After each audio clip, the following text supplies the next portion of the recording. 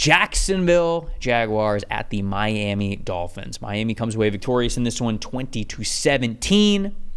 Take a look at the Miami team first. Take a look at these top 5 graded players from the Miami Dolphins. We start on the offensive line with back-to-back submissions here. Teron Armstead, all right, that's not too unfamiliar. Him at the top, 87.4 overall grade. And then Austin Jackson stepping up at number 2, 81.7. We got a familiar face in Tyreek Hill at 80.2 coming in at number 3. Guard Liam Eichenberg moving over from that center spot over to guard this year, 80.1. You love to see that. And then Jalen Waddle rounding it out at number 5 with a 78.2 overall grade. Quarterback Tua Tagovailoa, 77.8. Flip sides of the Jacksonville side of things. Linebacker Devin Lloyd, which you and I talked about him, needed a big year this year. Really stepped up. Good to see this from week 1. 87.3 overall grade to start for Devin Lloyd. Foyesay Aluakon, 80.8 coming in at number 2. Rookie wide receiver Brian Thomas Jr. at number 3, 77.9. Fellow wide receiver Gabe Davis, 71.0. And then center Mitch Morse at a 62.8 was the 5th highest graded player for the Jags in this one, outside of Trevor Lawrence, who we're mentioning here, who earned a 75.1 overall grade. Dalton, stat that told the story. Let's talk about it. What do you got? I think it's the stat that tells the story probably for a lot of games, a lot of Dolphin games, right? And they had 240 yards after the catch, which is the most. It's actually more than Jacksonville allowed in any game last season. Tyreek Hill, Jalen Waddle, Devon Achane, just nightmares to tackle. It's that simple. You have such a hard time tackling this so fast. It's a team built on speed. It's a team built. It's almost like sometimes they're playing basketball out there. Just get it out there and just let them run, right? It's just. That is the way the Dolphins got back in this game after falling behind early was get the ball in our playmakers' hands, let them make plays after the catch. Eventually, Tyreek Hill's going to break one because he always breaks one. 80-yard touchdown that really flipped the game on its head. This is the Dolphins. This is just what the Miami Dolphins do. And another thing, too, the Jaguars, they allowed the 6th most yards on screens last year, and the Dolphins ran 12 screens for 75 yards. So Tua got rid of the ball quickly like he always does. They had a ton of yards after the catch. 240 is just insane. I mean what they can do with all of the speed in their offense makes them lethal against any team. And once again, as it did for a lot of games last year, if you don't tackle the Dolphins, that's going to be the difference in the ball game. So that's what it was for Jacksonville eventually. Obviously got ahead early, played a good game, but if you can't catch up with this speed, you're going to have an issue. You know, my stat that told the story here for the Jags, and obviously that's a big one.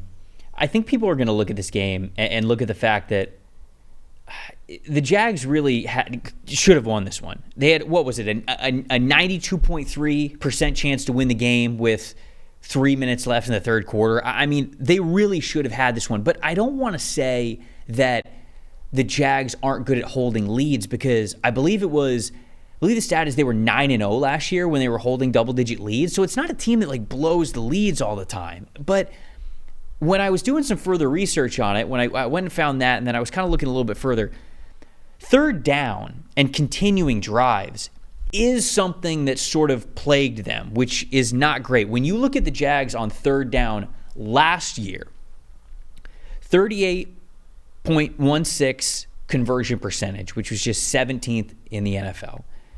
63.8 overall grade on third downs, which was 26th in the NFL. Negative 0.140 EPA per play, which was 25th in the NFL. And against Miami, they were 2 for 10 on third downs. So this is now becoming a bad trend for Jacksonville, who I don't think has this, I don't think they have this choking culture, but they need to figure it out on third down specifically so that when you get the lead, you can continue to sustain drives. Because it really doesn't matter whether you're coming from behind, whether you're trying to protect the lead, whatever. You've got to be better on third down than what they were last year and certainly what they were against Miami. And I think that really is a big catalyst for why this game got away from them the way that it did. Now, of course, the ETN fumble, it was just like the worst way to do it. They were about to scamper in for another score and probably put the game away. So that happening, then a massive bomb to Tyreek Hill immediately after that. The game script and everything completely changes within 2 plays. But that's sort of what happens when you play the Dolphins. Yep. So it's just like you said, they have the players that in an instant, they can totally change the game on you. And Jacksonville, even after that happening, still had an opportunity to really get within themselves and play well, convert a couple of drives, sustain some drives there, and they just weren't able to do it. So the takeaway for me in the stat that told the story is that once again, Jacksonville was not as good as it needed to be on third down. And I think that's an important thing moving forward for people to really buy into the Jags and Trevor Lawrence and everything around them moving forward, is they've got to be able to sustain those drives better than that. Yeah, I completely agree. I mean, like you mentioned, you have a team that can change a game in the snap of a finger, right? And when you're playing a team with those type of weapons, home run hitters, the best defense for them is keeping them on the sideline. You have to sustain drives. It's great to play great defense, but the stress that puts on your defense every single play against number 10, against number 17, against Devon Achane, it's too much for a defense to just do themselves. You have to sustain drives. You have to win time of possession and do the things to keep them on the sideline. My most impressive guy, I'm going to go back to Miami here. Not only is it most impressive because he was their highest graded player, but most valuable, it's Teron Armstead, their left tackle. And, yes. and I know Yeah. I don't think I can express enough the difference when Teron Armstead is playing versus when he's not. You know, he's had some injury troubles the last few years, but especially, and anybody could sit here and tell me, well, yeah, he's their starting left tackle. Duh. Like, they're paying him a ton of money. He's great. He's Pro Bowl. Like, all that stuff. But maybe for this team more valuable than anyone, because when he's hurt, their offensive line's a disaster. And when he's in there, they're pretty good. And drop back pass protection is so big for them. Yes, Tua gets rid of the ball quickly, but in times when he has to hold it, they have struggled in the past to protect him.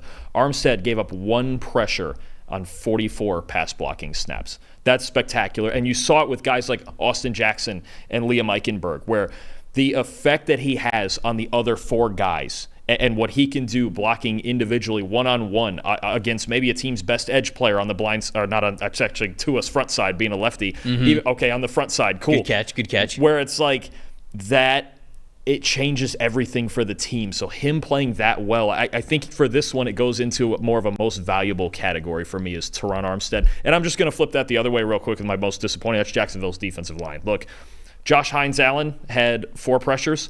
The rest of their defensive line had 4 pressures. If Hines-Allen is going to be over Armstead or over somebody else, fine. I need somebody else. I need Eric Armstead to win inside. I need Trayvon Walker to show us why he was the first overall pick. Because if Hines-Allen is going to be out there by himself rushing the passer, again, we mentioned it with the Bears, how just as important as your star player is the depth. And the Jags have a superstar pass rusher in Josh Hines-Allen. If nobody else steps up, it's going to be a long year for their defensive line. I would expect Armstead to be better, but I also need a guy like Trayvon Walker, and it's something you mentioned in the preseason as well in our Jaguars preview.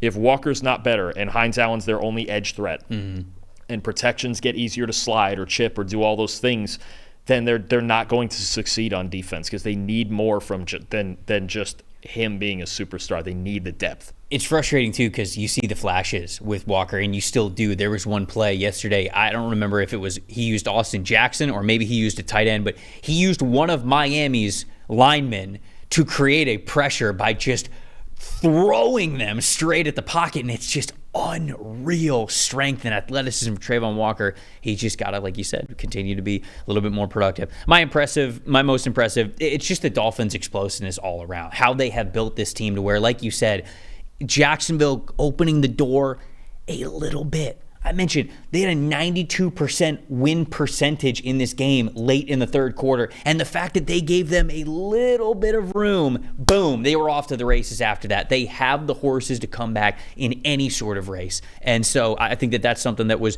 just once again extremely impressive about Miami and how they have built their team.